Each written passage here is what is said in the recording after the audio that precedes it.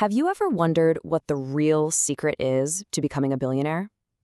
Is it some genius business plan, a lucky break, or is it something else entirely? Well, today we're going to dive into the minds of three wildly different people who all made it to that 9-0 club. And we're going to see if we can find a common thread. So yeah, that's the big question, right? Is there some kind of magic formula, a path you can actually follow? Or does the secret really lie in a very specific and maybe kind of unusual way of thinking? To figure that out, let's meet our cast of characters. Okay, first up, we've got Navine Jain. He's an entrepreneur who is absolutely fascinated with space. And his whole philosophy is pretty simple, actually. He's not interested in small, safe bets. For him, the only way you know an idea is worthwhile is if it sounds completely impossible to everybody else. Then you've got Dimitri Itskov, a Russian media mogul. But honestly, he's less of a businessman and more of a philosopher on a mission. A massive spiritual crisis completely changed his perspective and pushed him to tackle what he sees as the biggest human problem of all: mortality itself. And finally, there's Michael Birch, the guy who created the social network Bebo. He's a totally different archetype. You could almost call him the reluctant billionaire. See, for him, getting rich was never the point. It was this totally unexpected and honestly kind of complicated side effect of just wanting to build cool stuff.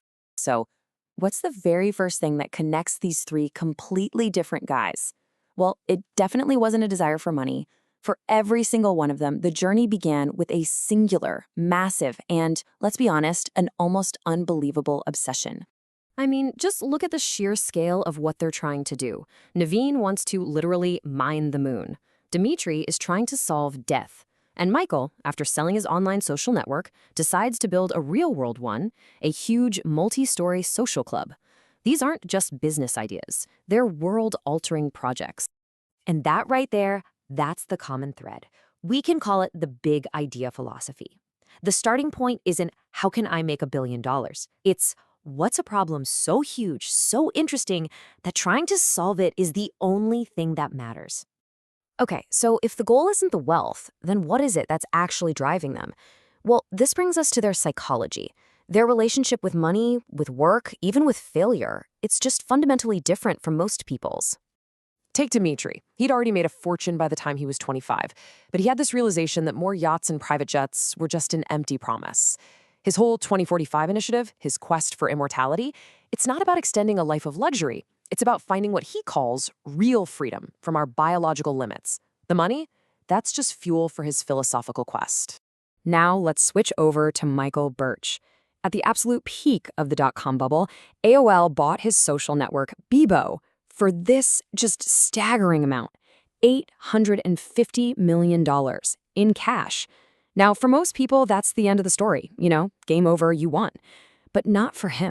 Because just a few years later, after AOL had pretty much run Bebo into the ground, Michael went and bought it back for just $1 million. So why? Why would he do that? Because for him, the joy was never about the payday. It was in the act of building something exciting. The money was just a temporary result. Navine Jain puts it, well, pretty directly. For him, money is just the natural result of doing something you're absolutely passionate about. If you're only focused on the end goal, you're missing the entire point of the journey. The passion for the problem, that's the real reward. And that kind of passion, it requires serious preparation. Navine actually treats business like he's going to war. His day starts before 5 a.m., getting his mind, body, and soul ready for the battles ahead. Now, this is not the routine of some guy who's just coasting on his wealth. This is the discipline of someone who is completely and utterly consumed by their mission. So where does all this leave us? What does it all add up to? Well, it seems like the so-called billionaire formula isn't a business plan you can just download off the internet. It's a psychological profile. It's about having a very specific kind of mind that, frankly, just cannot stop. So this is it. This is the real formula. It's not about stocks or acquisitions. It's about having this insatiable obsession with a problem. It's about seeing wealth as a side effect, not the actual goal. Michael Birch said that to be an entrepreneur, you need two things.